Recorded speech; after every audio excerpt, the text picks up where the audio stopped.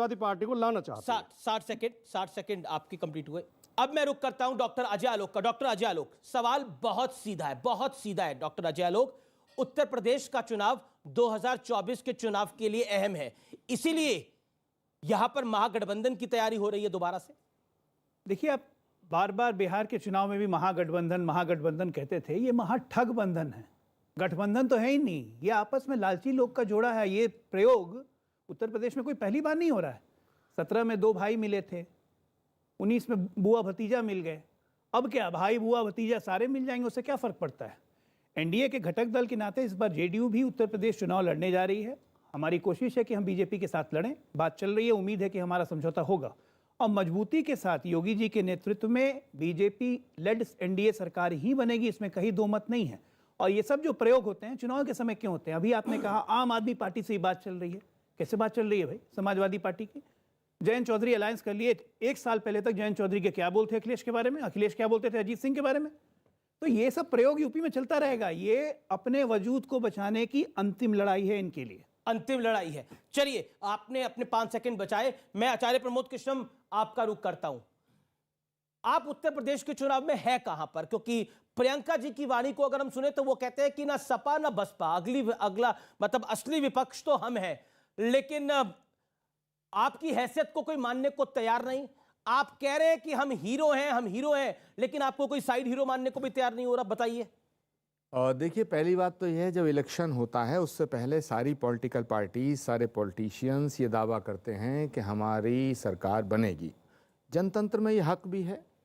Samajwadi party कह रही है कि हम आ रहे हैं, बीजेपी कह रही है हम दोबारा से आ रहे हैं, और बहुजन समाज पार्टी भी कह रही है, यहाँ तक कि आम आदमी पार्टी भी कह रही है, और ओवैसी भी कह रहे हैं कि हम ही विधानसभा पे झंडा फहराएंगे।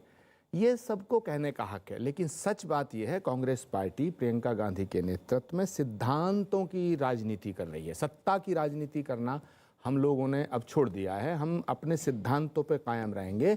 हम 1 बार सरकार में ना आए, 2 बार ना आए, 3 बार ना आए, लेकिन हम अपने सिद्धांतों से इधर उधर जाने वाले नहीं हैं। एक बात मैं ज़रूर कहूँगा, डॉक्टर अजय आलोक जी ने कहा ये महाठगबंधन है, तो ये महाठगबंधन आपने लालू जी के साथ चुनाव जब मिलकर लड़ा था तो शायद ये महाठगबंधन के हिस्सा आप भी रहे। लेकिन आपने एक बड़ा खुलासा करा, व्यूअर्स आप इस बात को जरूर नोट करिएगा। आपने बोला कि कांग्रेस सिद्धांतों की लड़ाई लड़ रही है, सत्ता की लड़ाई नहीं लड़ रही। यानी कांग्रेस अब जीतने के लिए चुनाव नहीं लड़ेगी, सिद्धांतों के लिए लड़ेगी चुनाव।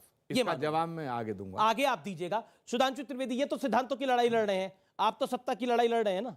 नहीं, सिद्धांत उनका स्थापित है, परिवार को बचाना, उस सिद्धांत की लड़ाई लड़ रहे हैं। मैं कह रहा हूं उत्तर प्रदेश में लोग अलग अलग नजरिए से चुनाव लड़ रहे हैं। समाजवादी पार्टी की जमीन चली गई है, उन्हें जमीन दोबारा पानी है। बहुजन समाज पार्टी को खिसकती हुई जमीन बचानी है। कांग्रेस को उपस्थिति दर्ज करानी है और ओवैसी जैसे लोगों को जगह जगह आग लगानी है। सरकार सिर्फ भारतीय जनता पार्टी ने बनानी है। तो सिर्फ हम सरकार बनाने के लिए चुनाव मैदान में है, बाकी सब अलग अलग कारणों से चुनाव मैदान में है।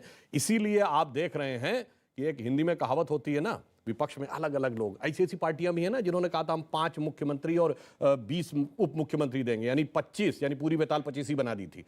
इसलिए मैं कहना चाहता हूं विपक्ष की हालत क्या है। हिंदी की कहावत है बहुते जोगी मठ उजाड़, और हमारी स्थिति क्या है, एक जोगी धुआंधार। जी, आपके 5 सेकंड बचे हुए थे, लेकिन फिर भी आपने अपनी बात एक लाइन और कह दूं अगर जी। भाटी साहब ने एक बात बोली कि अखिलेश जी पूर्वांचल में निकले तो 20-20 लाख लोग खड़े थे। जनाब, मैं कहूंगा गूगल में सर्च कर लीजिए, 20 लाख पूर्वांचल में किसी शहर की पॉपुलेशन नहीं है। यानी पूरा शहर हो जाए खाली तब भी नहीं बजेगी आपकी बात पे ताली। जी, ये राजकुमार भाटी उत्तेजना में ज्यादा बोल गए। 20 लाख 2 लाख होंगे। सुधांशु जी असल में समझना नहीं चाहते, वैसे विद्वान व्यक्ति हैं, बहुत शिक्षित व्यक्ति हैं, जानबूझ कर गुमराह कर रहे हैं। पूर्वांचल एक्सप्रेसवे 340 किलोमीटर लंबा है। पूरे पूर्वांचल एक्सप्रेस पे 20-50 शहर पड़ते हैं। उन सब जगह जो गांव पड़ते हैं, शहर पड़ते हैं, कस्बे पड़ते हैं, तो सब जगह 20 लाख लोग खड़े हैं। 10,000, कहीं 20,000, कहीं 50,000। पूरे 340 किलोमीटर में 20 लाख लोग थे। मैंने नहीं कहा कि एक जगह 20 लाख लोग इकट्ठे थे। लेकिन क्या सुधांशु त्रिवेदी, चिंता की लकीरें हैं आपके माथे के ऊपर? क्योंकि अखिलेश यादव ने वो तमाम अलायंस कर लिए हैं जो 2014 में भारतीय जनता पार्टी ने करे थे। यानी राजभर भी उनके साथ हैं, आरएलडी भी लगभग साथ आ गई है। अब तो जो अलग राजनीति करने वाली थी आम आदमी पार्टी, उनको भी अखिलेश में मसीहा दिख रहा है। बताइए। देखिए, मेरा मानना है कि समाजवादी पार्टी की जो स्थिति है वो कम से कम अपनी ये हैसियत अब समझ गए हैं कि जिनकी अकेले दम पे कभी क्लियर मेजॉरिटी की सरकार थी, अब वो अकेले दम की सोच ही नहीं पा रहे हैं। और वैसे उनके परिवार में क्या है वो एक अलग विषय है, मगर हम बहुत स्पष्ट हैं, उत्तर प्रदेश का चुनाव इस बात के ऊपर होगा कि एक तरफ खड़ी होंगी वो शक्तियां जो भ्रष्टाचार, अपराधीकरण, घनघोर सांप्रदायिक तुष्टीकरण की प्रतीक हैं, परिवारवाद और जातिवाद की प्रतीक है, और दूसरी तरफ भारतीय जनता पार्टी पारदर्शी, स्वच्छ प्रशासन और राष्ट्रवाद की प्रतीक। योगी आदित्यनाथ ने बोला, राजकुमार भाटी, कि कुछ लोग अक्ल से पैदल हैं। उनका इशारा समाजवादी पार्टी पर था या बसपा पे था?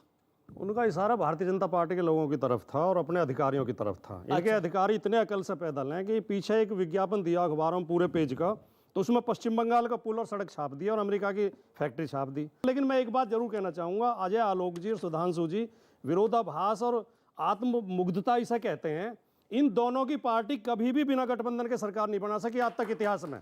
और ये गठबंधन को ठगबंधन बताते हैं। इनका गठबंधन तो गठबंधन और हमारा गठबंधन ठगबंधन।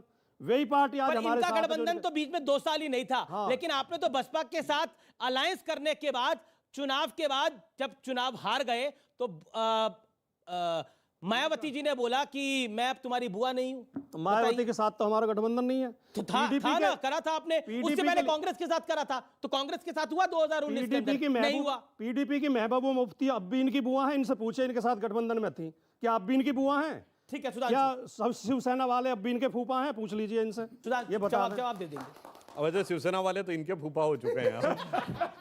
मगर मैं कहूंगा महबूबा मुफ्ती तो भाई जेल में है, अगर सबसे ज्यादा गरिया रही तो हम ही को गरिया रही हैं। और उसके बाद भी आपको लग रहा, हाँ ये बात हम मानते हैं कि हमने एक गठबंधन किया था, और ऐसा नहीं कई पार्टियों से किया। आपकी बात को मैं बढ़ा देता हूं, हमने अपने से धुर विरोधी रखने वाली कई पार्टियों से, बसपा के साथ उत्तर प्रदेश में गठबंधन किया, जेडीएस के साथ कर्नाटक में किया, तमिलनाडु में हमने डीएमके के साथ किया, मगर एक बार भी अपना मुख्यमंत्री बनाने के लिए नहीं किया।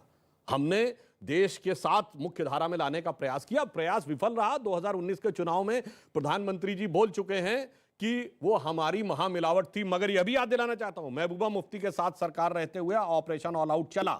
महबूबा मुफ्ती के साथ सरकार रहते हुए हुर्रियत नेताओं से ना हमने बात की, ना उनको पाकिस्तान से बात करने दी। हुर्रियत नेताओं के खिलाफ एनआईए और ईडी के मुकदमे दर्ज हुए। महबूबा मुफ्ती के साथ सरकार रहते हुए एक बयान महबूबा मुफ्ती का दिखा दीजिए जो हमारे साथ सरकार रहते हुए उन्होंने बोला हो। मसर्रत आलम जेल से बाहर आ गया पुरानी सरकार के आधार पर, 24 घंटे में अंदर चला गया, और जब वो उनकी सरकार हटी उसके बाद से तो आप देख ही रहे हैं, बदले बदले मेरे सरकार नजर आते हैं। मतलब आपने खुद माना कि हमने सभी पार्टियों से गठबंधन किए, जिनसे विचार नहीं मिल रहे थे उनसे भी किए। आप करें तो रासलीला और हम करें तो करेक्टर ढीला। वही गठबंधन हम करें तो गलत हो गया, आपत्ति हो गई। और महबूबा तो क्या, चलिए बिल्कुल आपकी बात तो बोला ना,